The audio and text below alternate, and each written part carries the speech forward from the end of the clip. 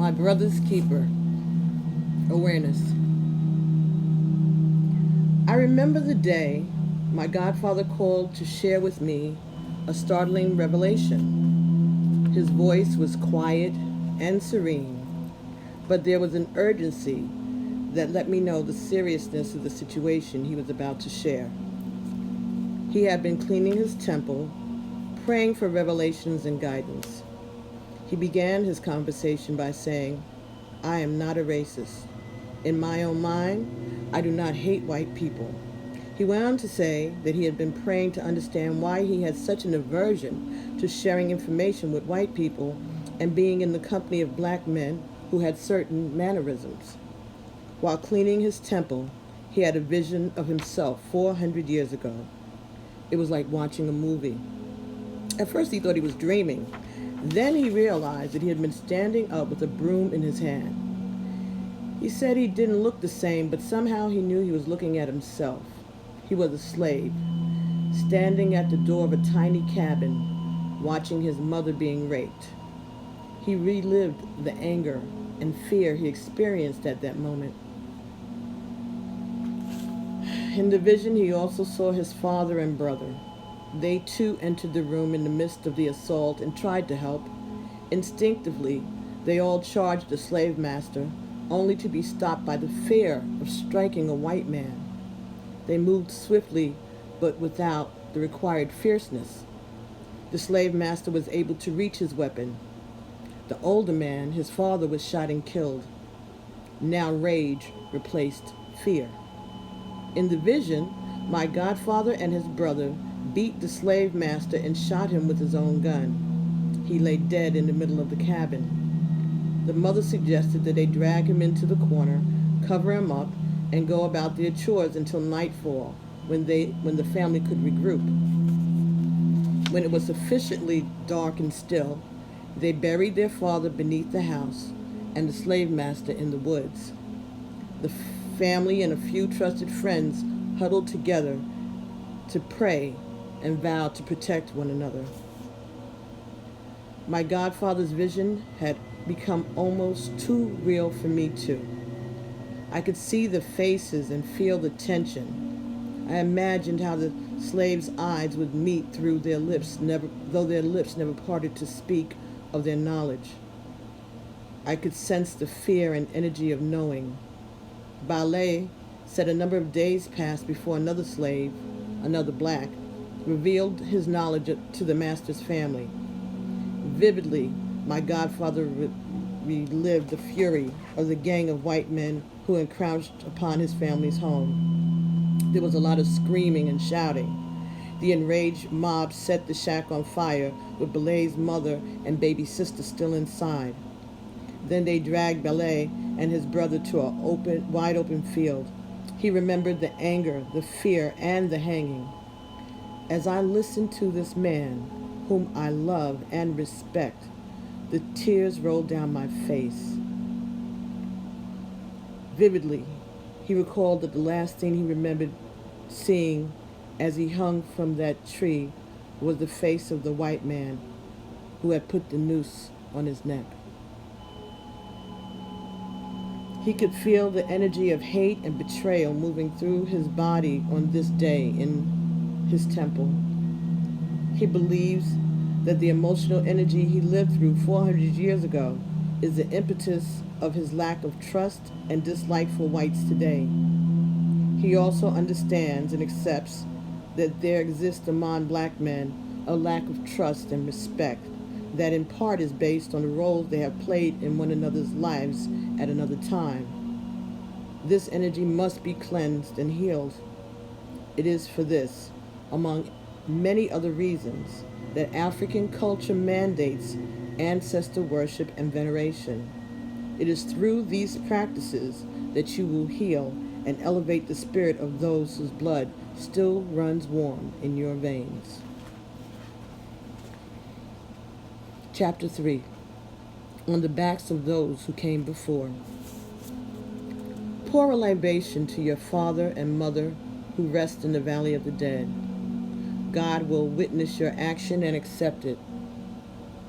Do not forget to do this. even when you're away from home. For as you do for your parents, your children will do for you also.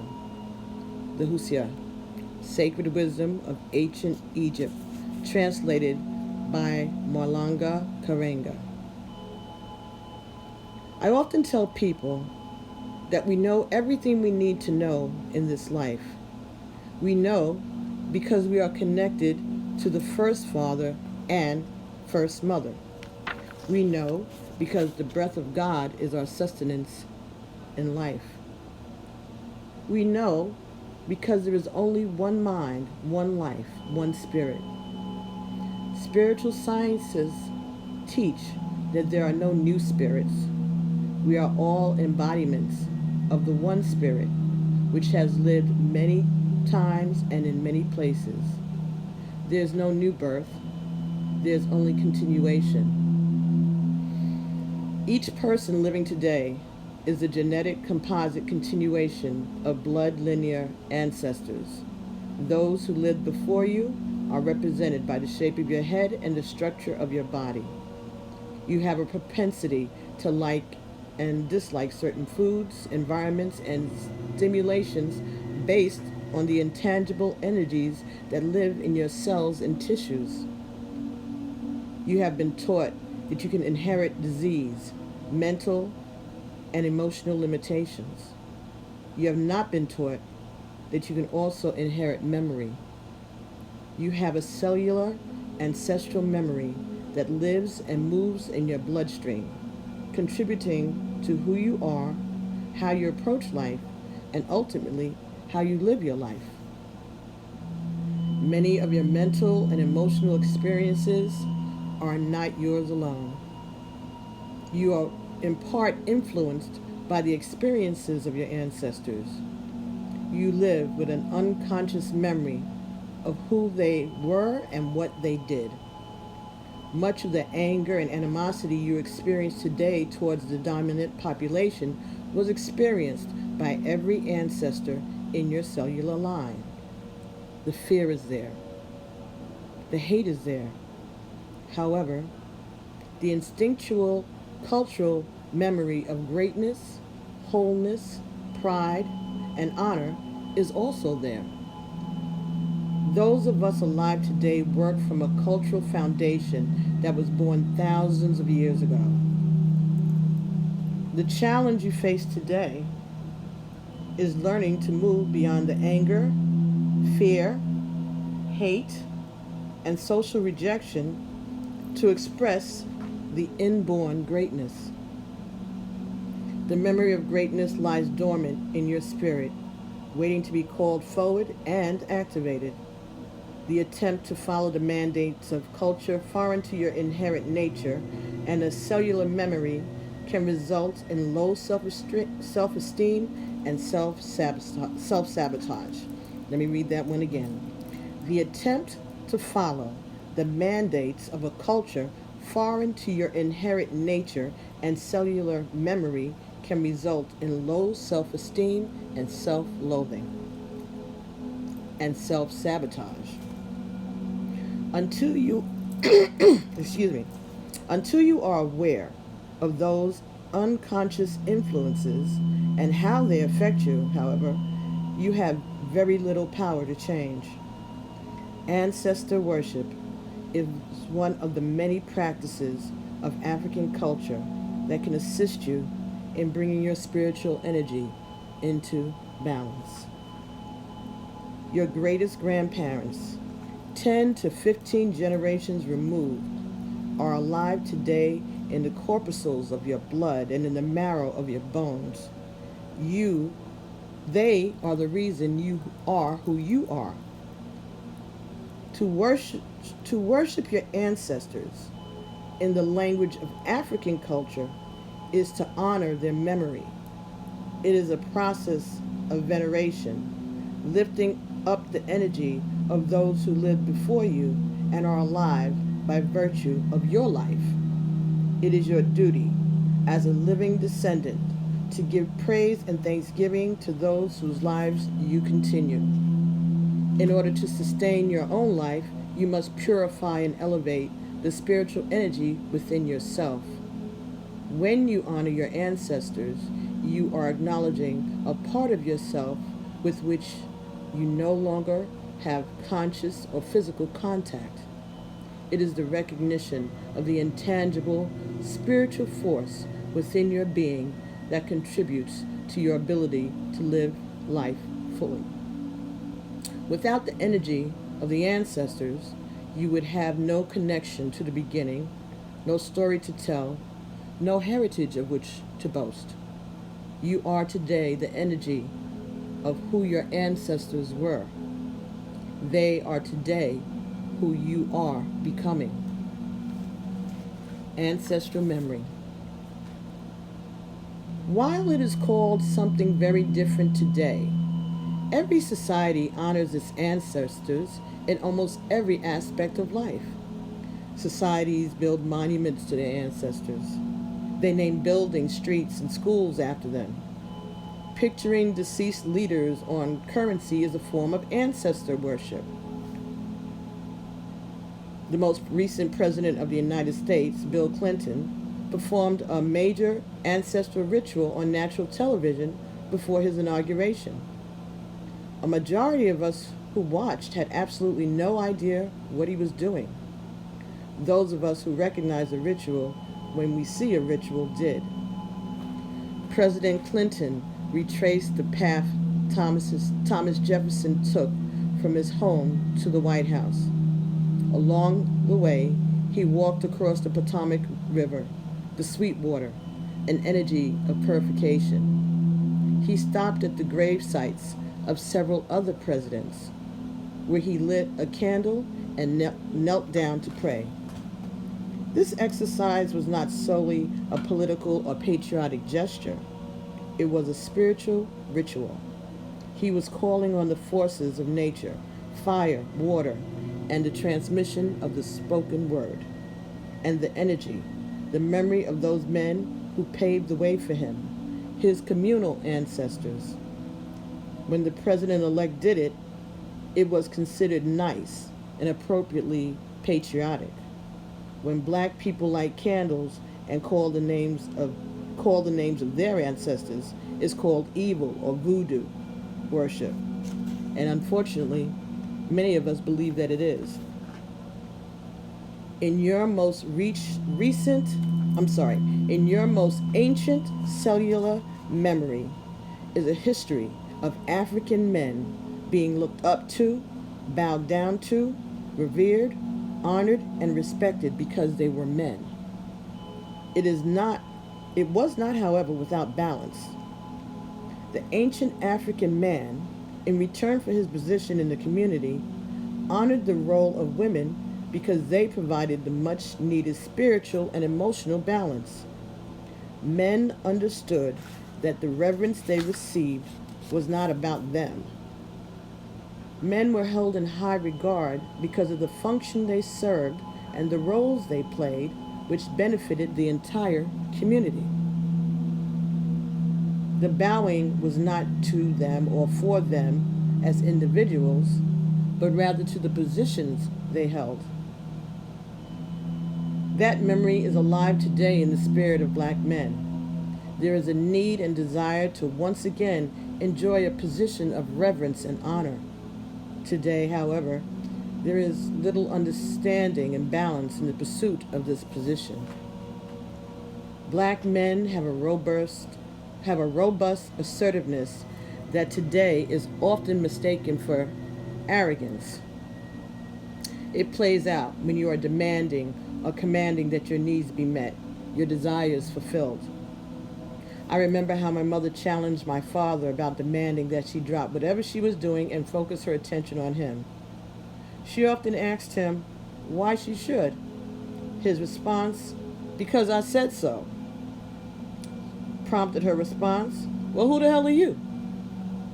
It can be abrupt and disconcerting to deal with a black man who does not have a philosophical or spiritual understanding of his assertive propensity. Black women who must live with but do not understand the role ancestral memories play in our lives label our men arrogant, demanding, and macho. We do not remember being spoken to with respect. The demands of the men are no longer centered on the we of our common survival. More than likely, they stem from the man's fear, anger, and aggression, which he believes he has the right to impose. The ancestral royalty who ruled a village, kingdom, or nation imparted certain rights to black men: the right to be respected, to be heard, to be obeyed without question or challenge was a function of culture and communal tradition. Today, without the benefit of a supportive cultural context or the temperance gained through ritual, ceremony, and training, the ancient spiritual directives that once gave black men the right to rule are polluted by selfish motivations to dominate and to pursue individual gain. The once royal attribute of being in charge, which was tempered and spiritually grounded, comes across today as ego-centered aggression. Forceful, powerful hunters and warriors moved strategically, using skill rather than brute force, to gather food for the village and to protect tribal boundaries. The Zulu of South Africa, the Ashanti, and the Dogon of West Africa were warriors, trained in the arts of hunting and war. Under normal conditions, healers did not engage in war, and priests did not hunt unless they were specifically trained to perform these functions. These traditional men knew that their role was to serve and maintain traditional continuity. These traditional men knew that their role was to serve and maintain traditional continuity. As Ashanti warriors, for example, never killed an animal unless the day had been divined by the priest as a good one for hunting. The animal would then be used for food and clothing. No honorable warrior ever killed another man unless it was to protect his family. Today, descendants of these mighty and proud men move brutally through concrete and asphalt, destroying life and limb to claim the victory of controlling a corner or a turf, much to the dismay of those who live in the communities among them. Without proper understanding and training, ancestral energies that surge forward in the consciousness of black men stimulate behaviors that are inappropriate and out of context for the world in which we live today. Yoruba culture, like most traditional African cultures, provides manhood training in the form of rituals. Rites of passage are performed to mark significant milestones in life. At birth, the naming ceremony includes divination so that the community can identify which ancestral energy the child embodies and what the child's role will be in life. The child is then given a name that exemplifies that energy. The Yoruba believe that the name is the nature. When you call a child's name, you're educating the child's spirit about its mission in life. When young males reach adolescence, they are taken into the woods to be circumcised and receive mentoring from older men about their functions as men. Young artisans, hunters, warriors, and statesmen sit with the elders to receive guidance about the mandates of cultural traditions. Before they marry, men receive training from their fathers and elders to ensure their preparedness to take on the responsibility of a wife and family. This is a form of sex education as well as a cultural education in which the man is informed what he will be expected to honor. There's also a ceremony that signifies moving from the status of clansman to elder, a status of great respect and prominence. This is not a ceremony in which all men participate. It is an elevation of one's life and the contributions made to the welfare of the entire community. The final rite of passage takes place at death, when priests and elders perform a ceremony to ensure a safe passing over from the physical to the spiritual world. The measure of the worth of the man's life is reflected in the elaboration of the ceremony and the number of people attending. If his children are present to perform the rites, contribute to his burial, and carry on his work, it is believed that the man has lived a full and meaningful life. In African tradition, men are taught the principles of manhood according to cultural prescriptions. The goal of these rituals, ceremonies, and others is to inspire, uplift, and support the development of consciousness. In many ways, including divination and ceremony, young men are advised of their purpose in life, the thing they were born to do. Young men were taught the principles of the universal and natural laws that ruled the flow of life and controlled their environment. They were taught to respect these principles and honor the laws. Armed with this information, they were provided opportunities to demonstrate their ability to support and survive, learning from the males around them. They were instructed in cultivating their God-given talents, gifts, and abilities at a pace that matched their temperament and was conducive to their purpose.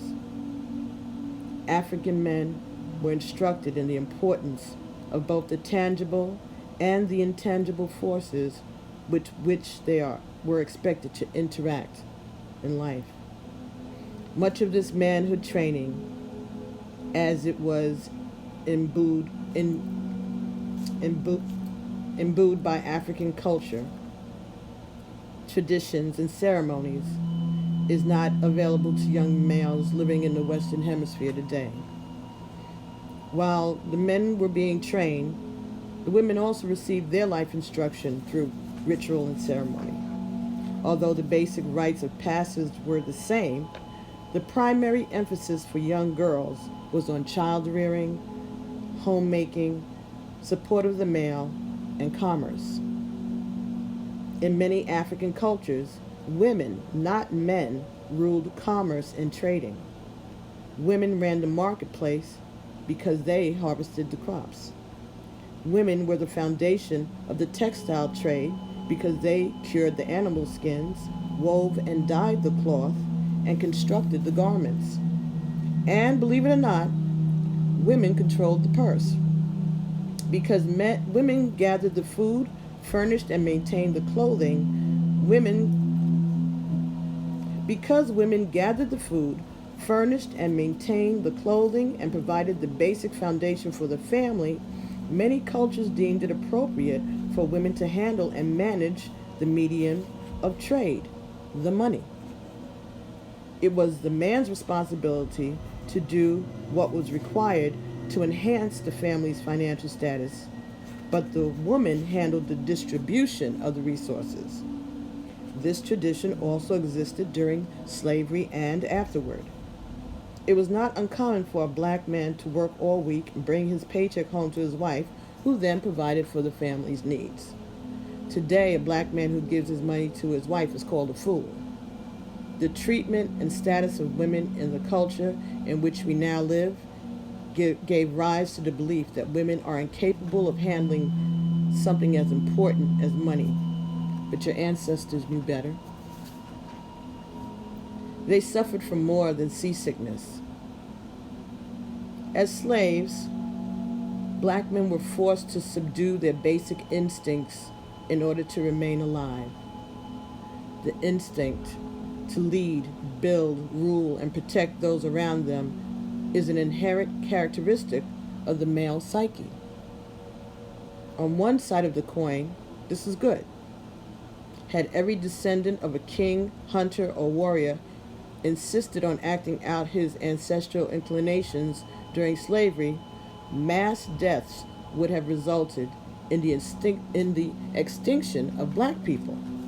On the other side, the dehumanizing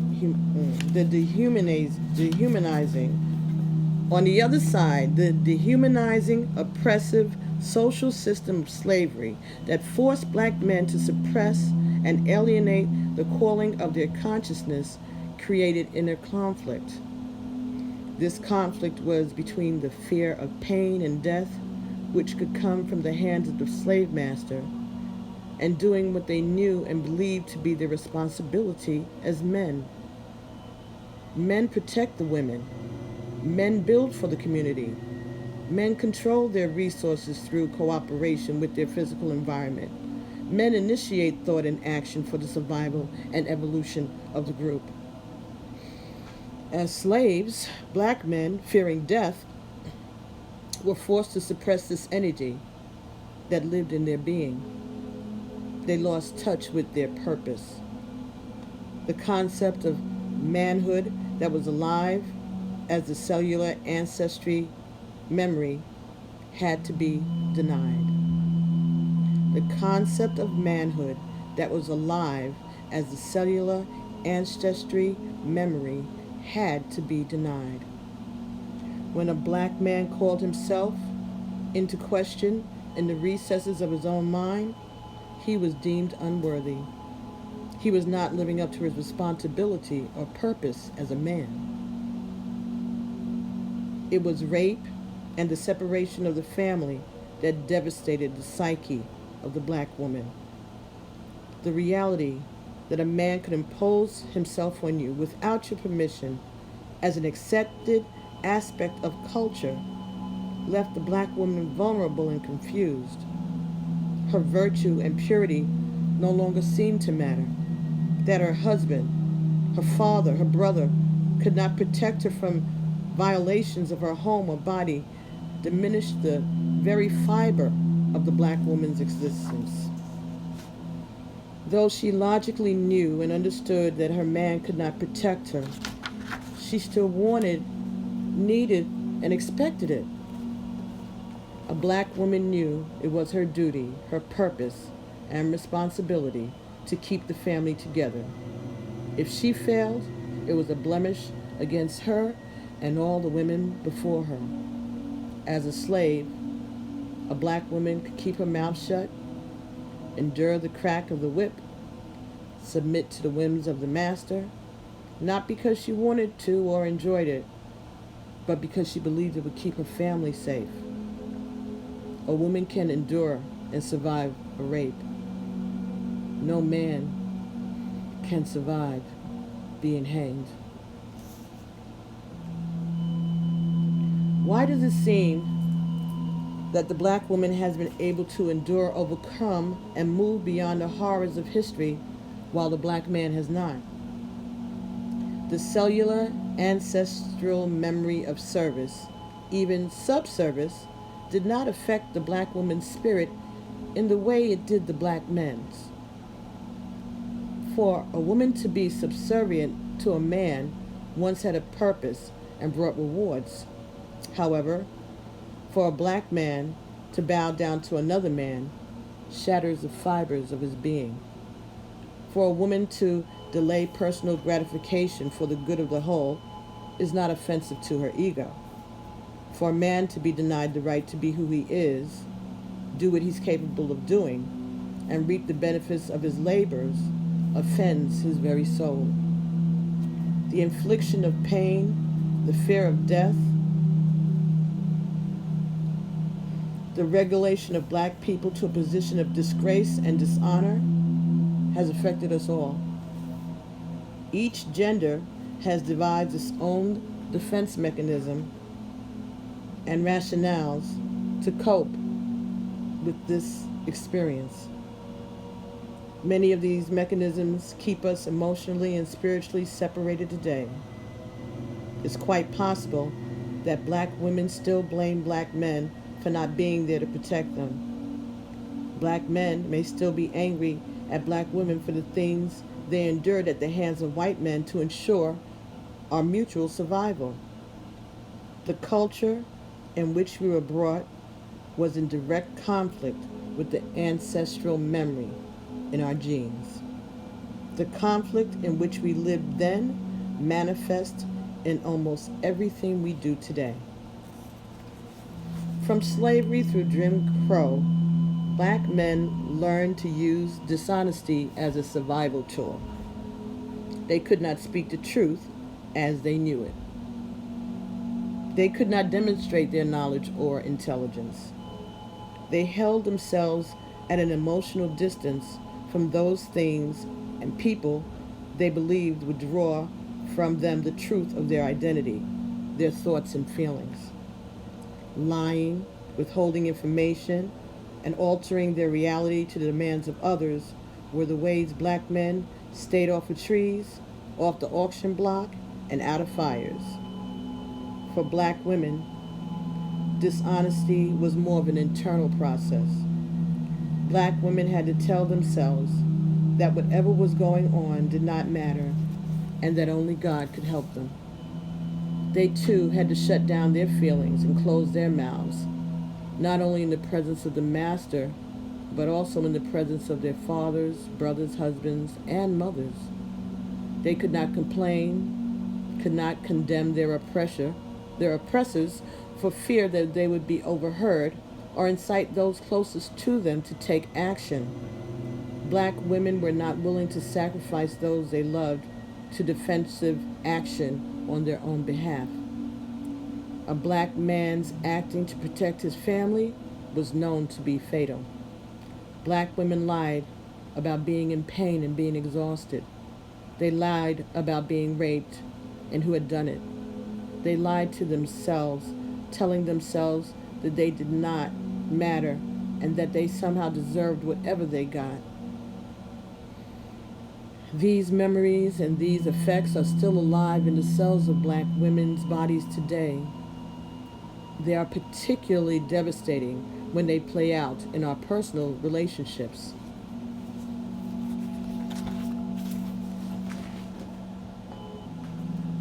Dishonesty is the tool black men use whenever their physical or emotional safety is at risk.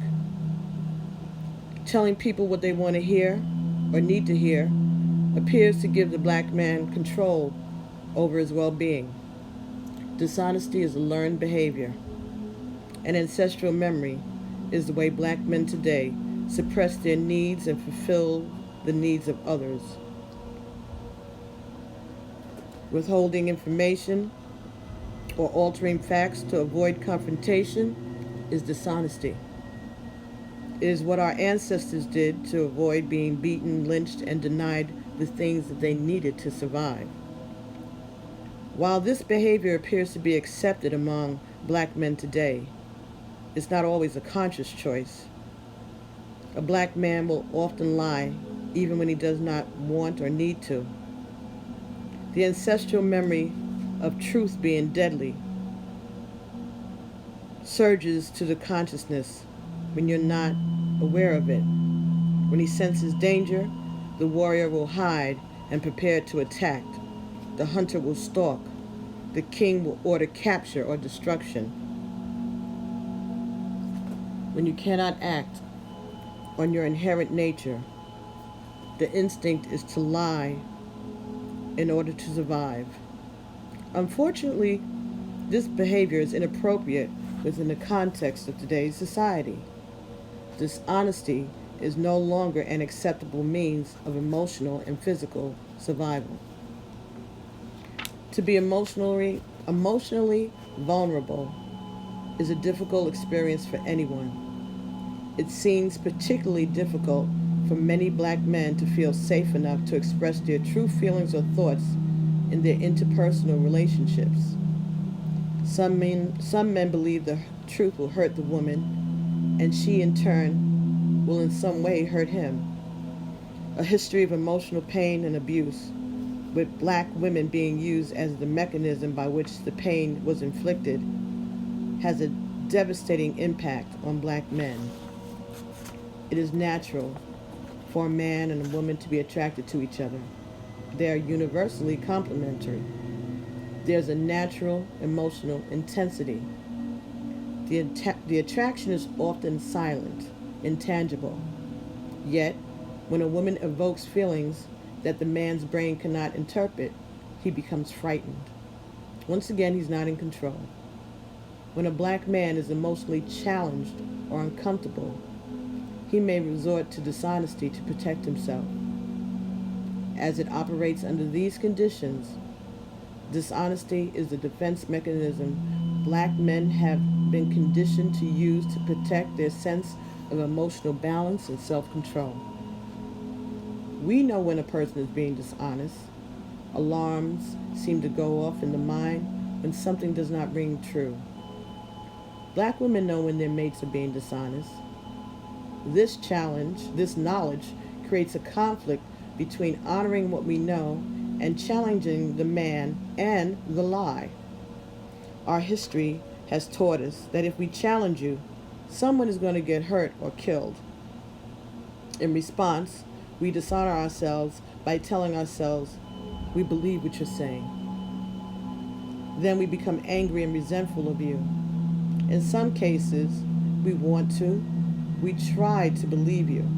We ignore our intuition because we as women can survive.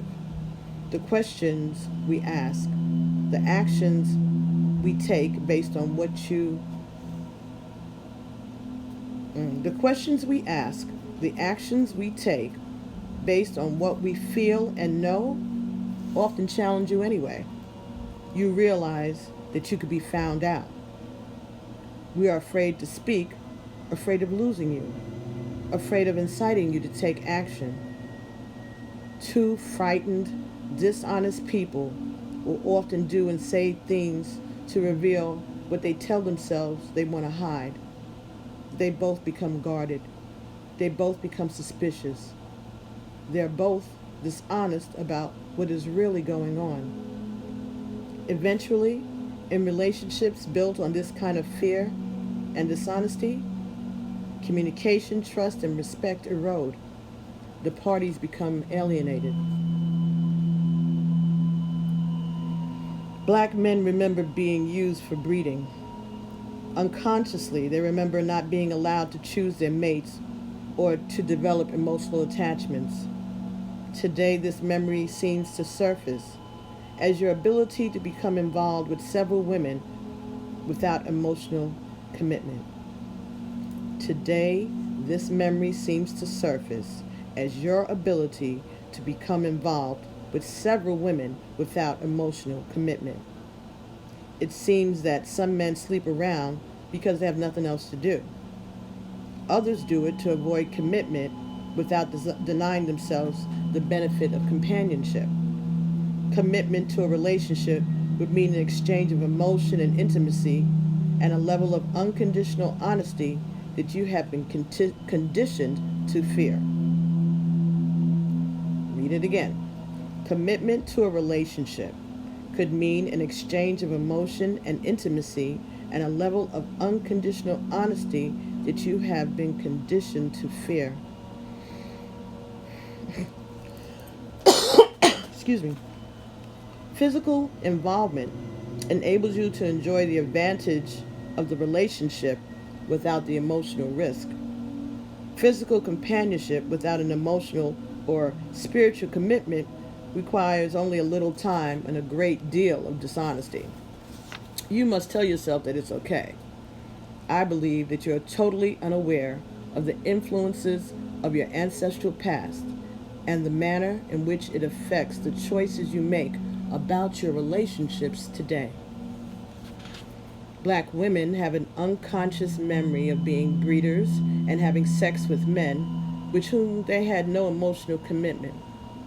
For these men, they could ask or expect nothing. Master would take care of the children and provide for her if she was a quiet victim and a good hard worker. The children black women bore were a reflection of their circumstances.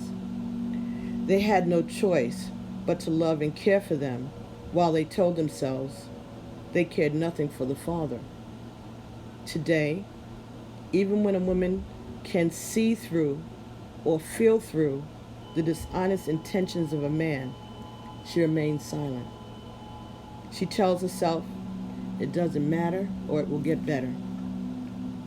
If companionship is the goal and she is not ready to end the relationship, a black woman will deny her feelings and accept dishonesty in order to keep the man in her life. Unfortunately, this only serves to reinforce her anger towards and lack of trust in black men. Moreover, it further enables the man to remain emotionally dysfunctional. My mother knew my father had another woman. When he left home Tuesday in a pink shirt and came home Friday in a blue shirt, she should have been suspicious. She says she wasn't.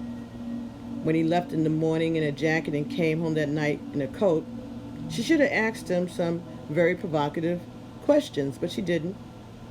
The day he left home riding the bus and came home in a car registered in a woman's name, she should have packed her bags and left. Instead, she washed his laundry, cooked his dinner, slept with him, probably made love to him, and suffered 13 years of hypertension. She had to keep the family together. To challenge him would have meant the disruption of the family. To challenge him would have made him angry. To challenge him would have forced him to take an emotional risk, which she knew would probably drive him away forever. So she could not risk that. Instead, she denied herself. Very often, slaves were afraid to reveal the true nature of their relationships for fear that they would be sold away from one another.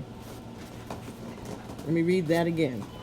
Very often, slaves were afraid to reveal the true nature of their relationships for fear that they would be sold away from one another. Dishonesty and hiding were the ways they saved themselves.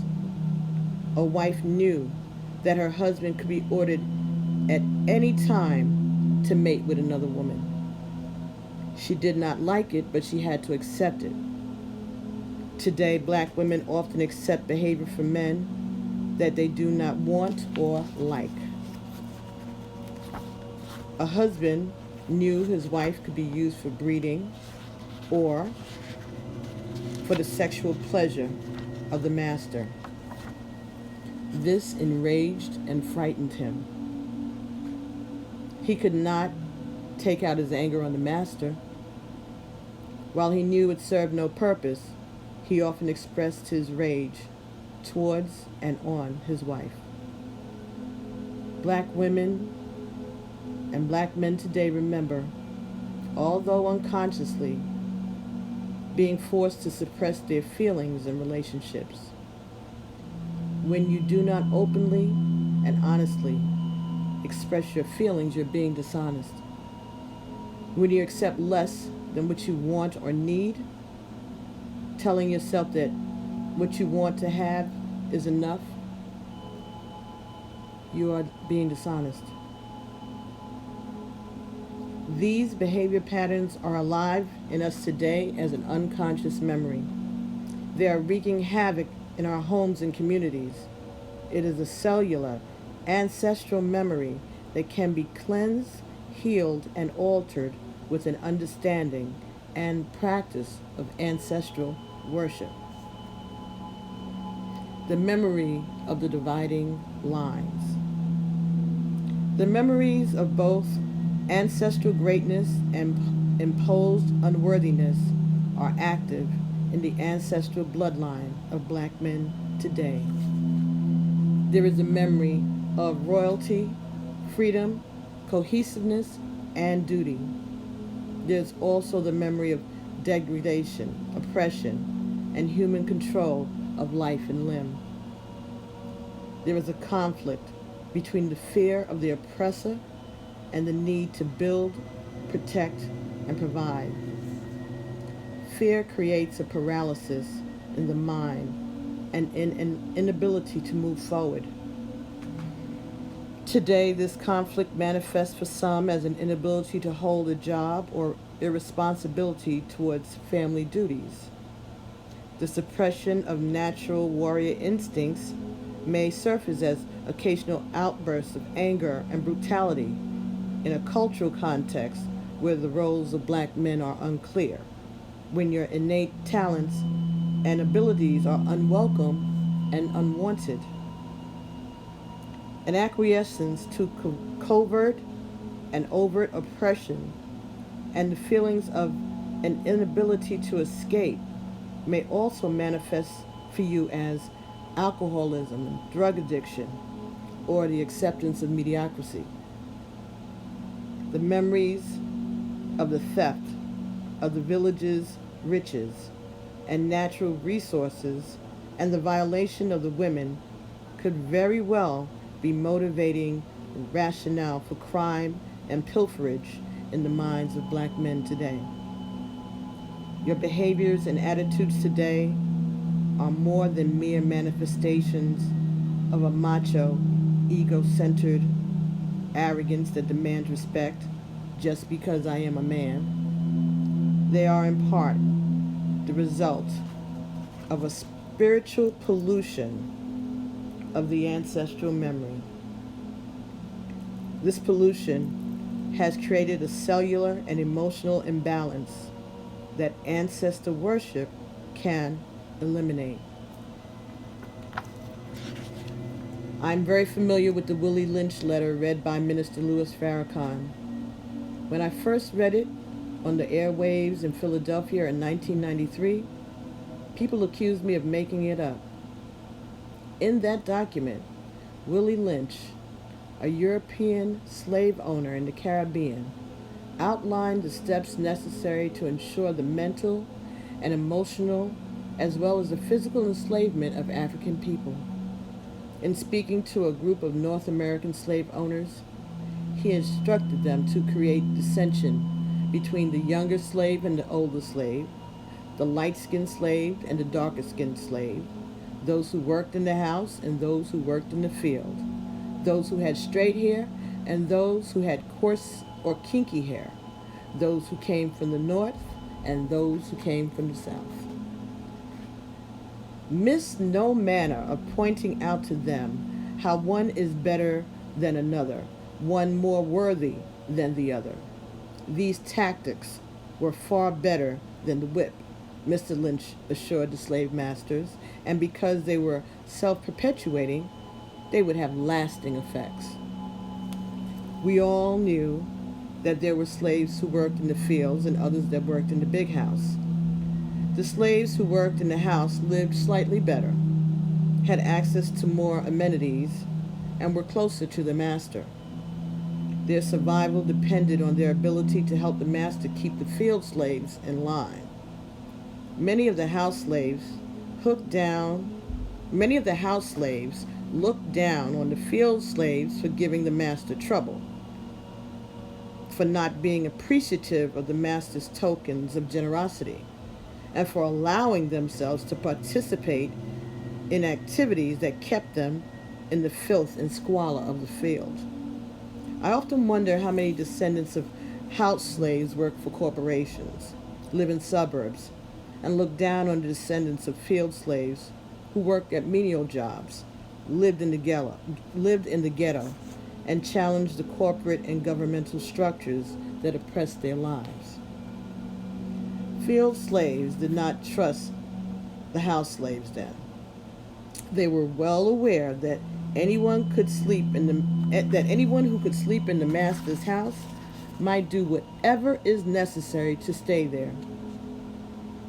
Some house slaves put ground glass in the master's food. Others provided valuable information to the master regarding the plans and possible uprisings among the field slaves. Today, the descendants of house slaves are called sellouts by the descendants of the field slaves.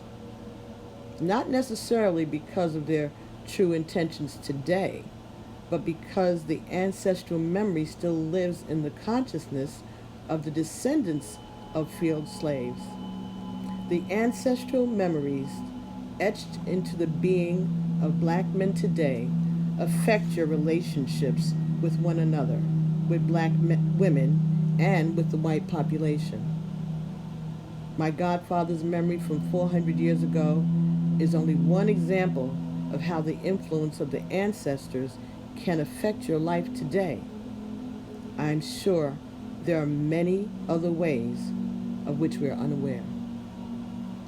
From a man's perspective, it is quite conceivable that you could expect black women to despise the descendants of men who committed such heinous offenses against your manhood.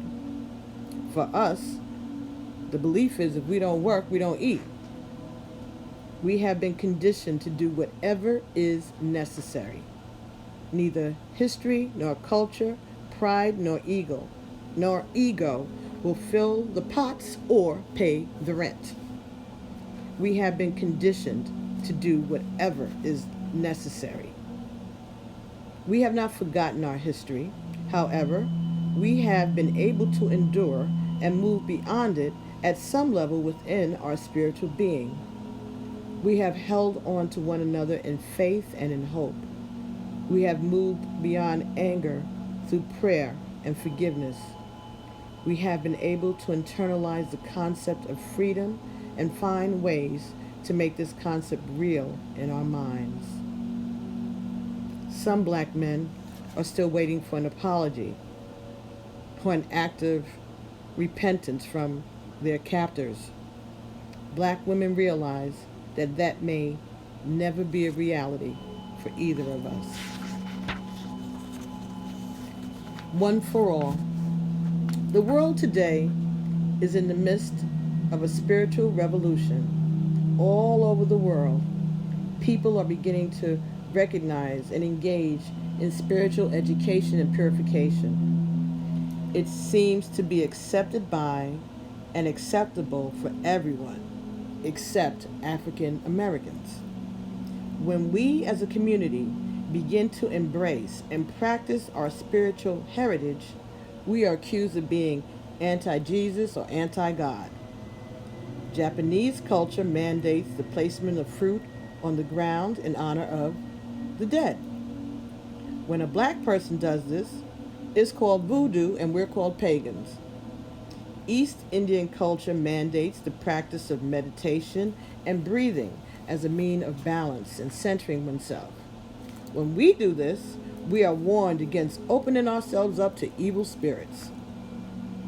Christianity openly embraces the symbolic practice of drinking the blood of Christ and eating the body of Christ. People line up to do it.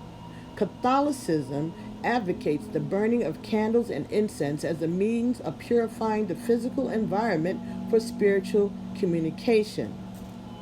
When black people light candles, they run the risk of being accused of practicing witchcraft, sorcery, or black magic. In the words of El Hajj Malik Shabazz, we have been tricked, had, hoodwinked, and bamboozled. When you begin to engage in practices that purify your mind and strengthen your spiritual constitution, you are, in effect, purifying and strengthening your parents, grandparents, and all those whose blood is alive in your veins. This is what is meant by cellular memory. The energy that is alive in your cells, physically and spiritually. You cannot hope to evolve economically, politically, or socially if you do not evolve spiritually. The father who left home when you were a child, the mother who beat you or abandoned you, the grandfather who drank himself to death, the grandmother who nursed white babies at her breast are still all alive in you whether you are aware of it or not. You may be holding on to anger against them and for them, resentment or animosity towards others because of their experiences as well as your own.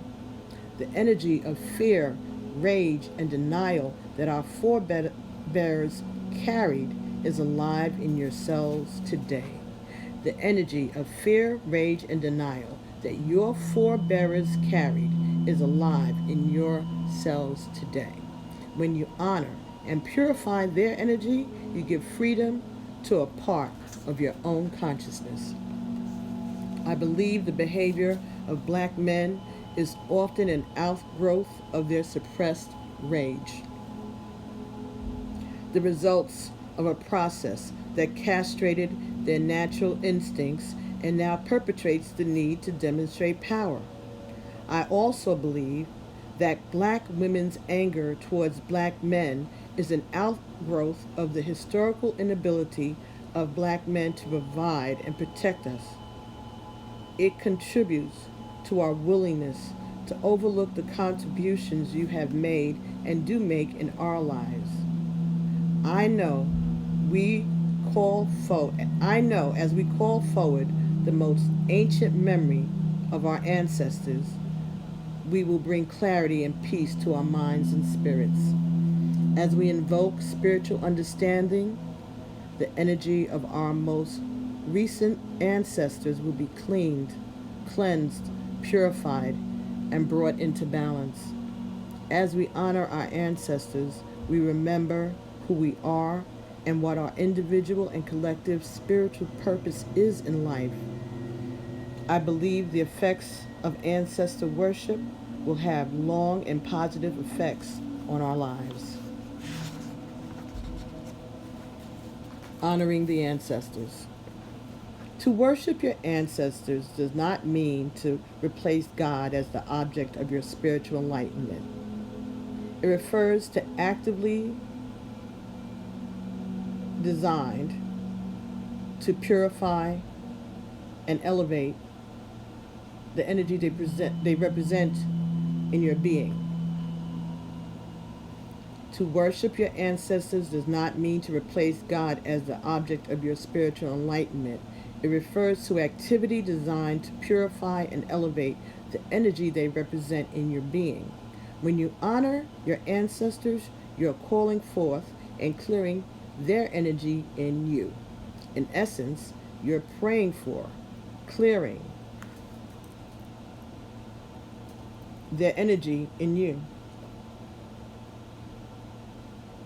In essence, you are praying for, clearing, purifying, and elevating yourself.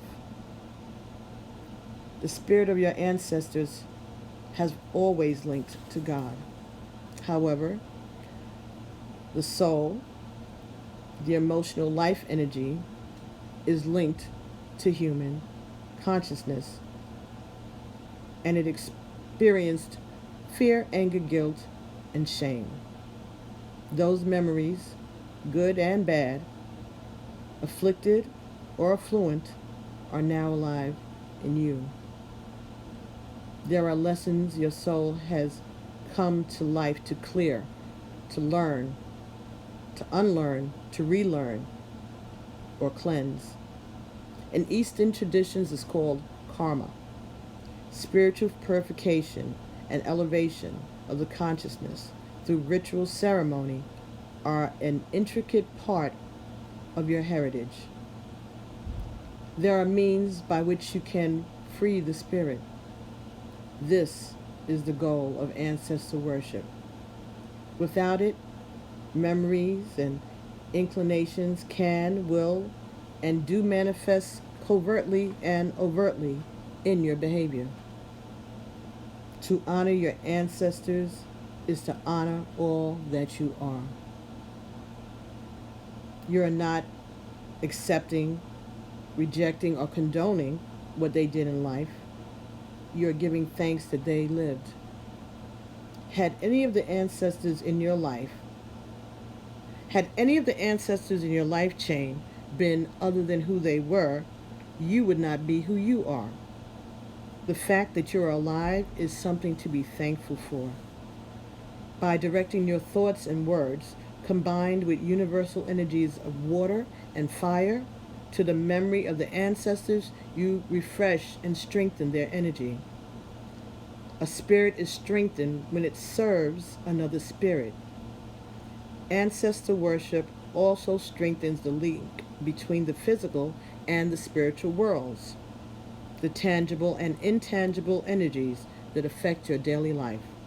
Most important, it provides you with the opportunity to focus on who and what you are, a spiritual being having a physical experience.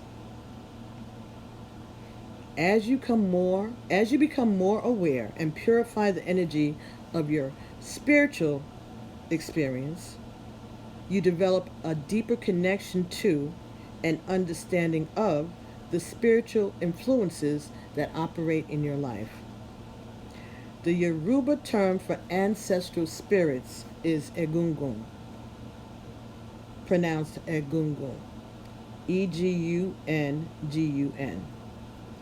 This refers specifically to family spirits.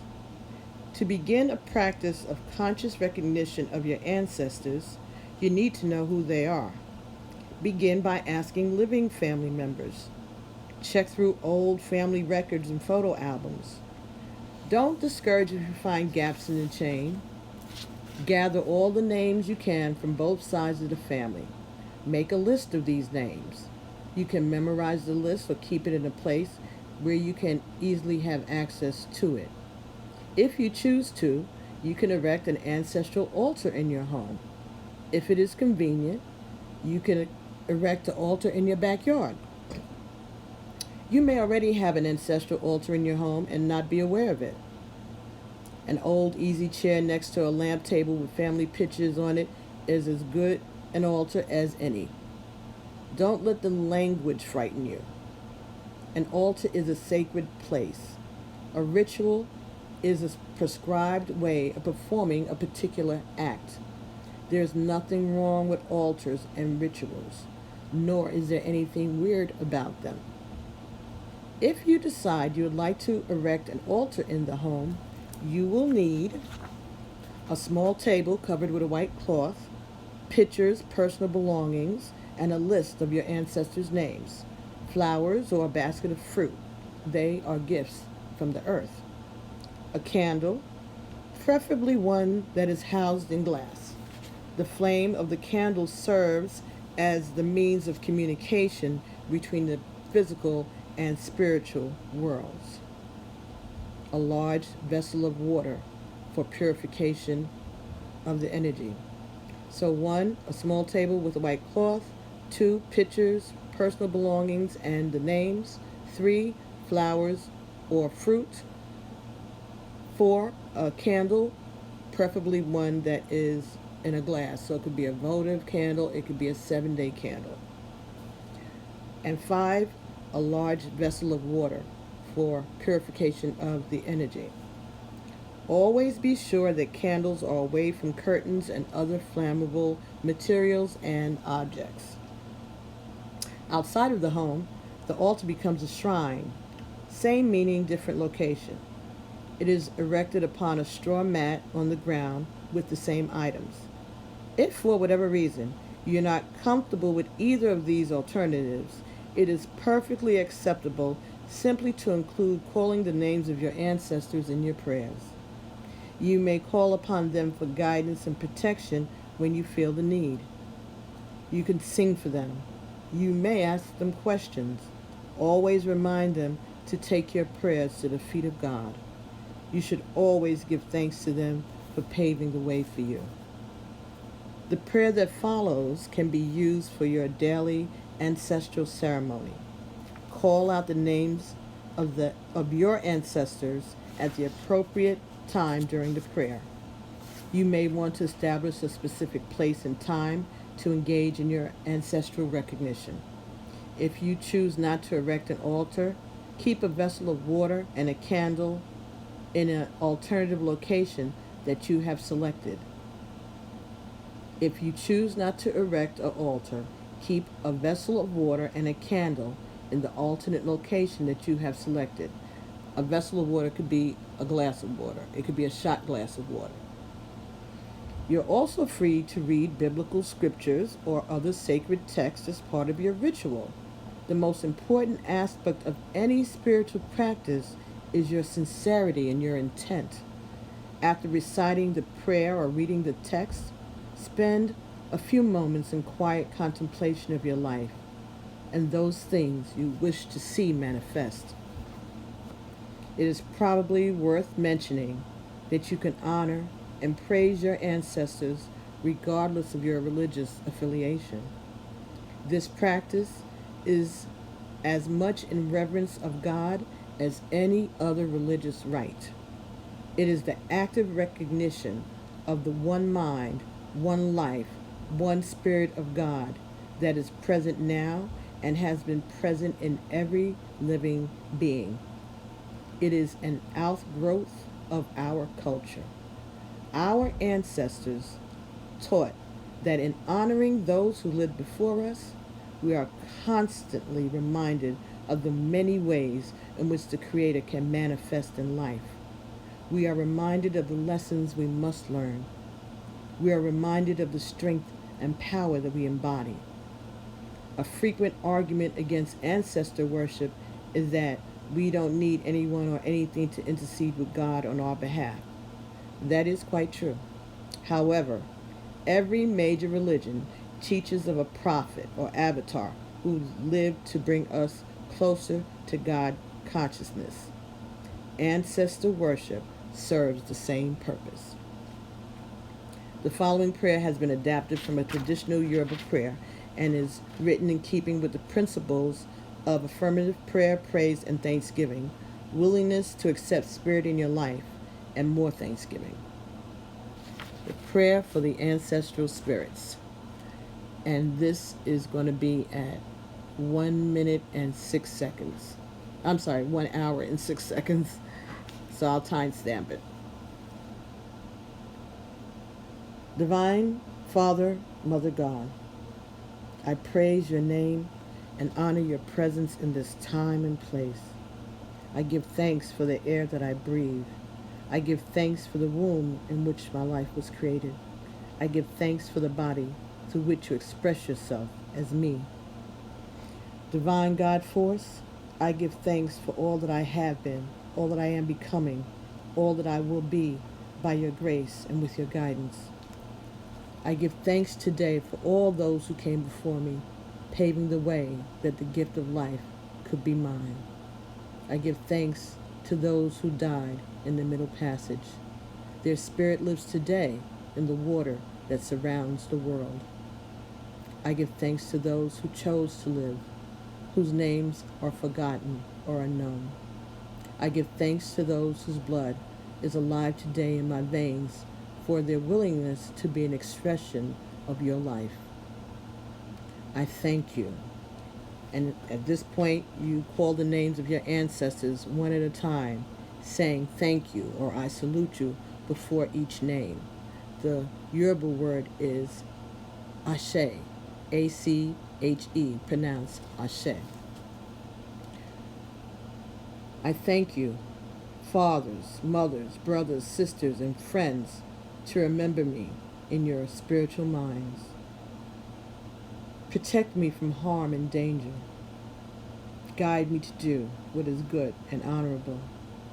Assist me and all members of our family, both living and deceased. I am in need of your assistance at all times to overcome my challenges with money, employment, and health, in my dealings with other people, and my own mortal progress. Good spirits, carry my prayers with you to the feet of the Creator, that I may forever be in grace. Guide me through my lessons, gently and lovingly, that I may be an instrument of evolution for us all. I thank you for your guidance, and I thank you for your intercession in the matter of, and here you would state a situation in which you are in need of guidance and assistance.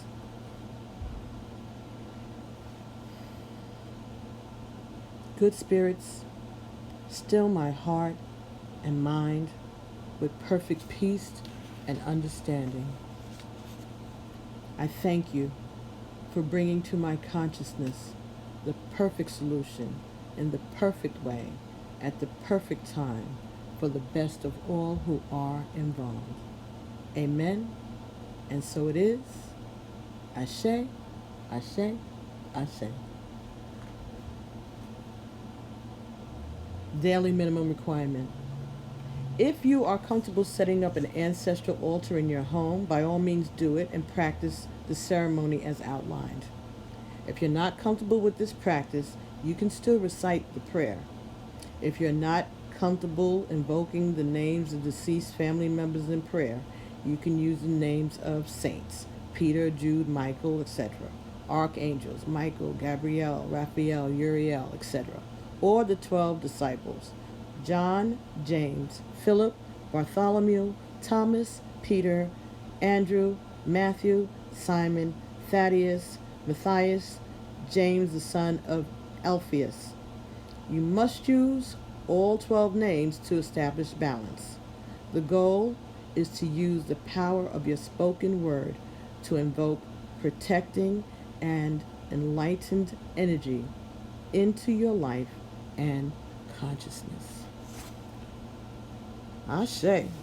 Well, that was a long one, but that was one whole chapter. It had to do with ancestral worship, and today being the day, Dia de los Muertos, is a perfect day to get that information. And you have this whole day to learn and to try it and see what happens. Make it part of your life, brothers and sisters. So, thank you very much for allowing me to bring you this beautiful message, reading from the Spirit of a Man, a Vision of Transformation for Black Men and the Women Who Love Them by IYANLA VANZANT. And thank you so much, IYANLA VANZANT, for these words and this instructions. And thank you for my godparents, my godfather, Steve, my godmothers, Cassandra and Ronnie. And for my own family, my mother, my father, my grandparents, maternal grandparents, paternal grandparents, great-grandparents, aunts, uncles, and all of my total familia. I thank them and I honor them on this day and all days. Amen. So, thank you so much. Don't forget to subscribe to the channel if you haven't already, and share these messages with everybody. You never know, because this may resonate for someone who's going through something right now, and this might just be the answer that they were looking for. So, thank you so much, and I'll be talking to you all real soon. Ashe, peace. Amen.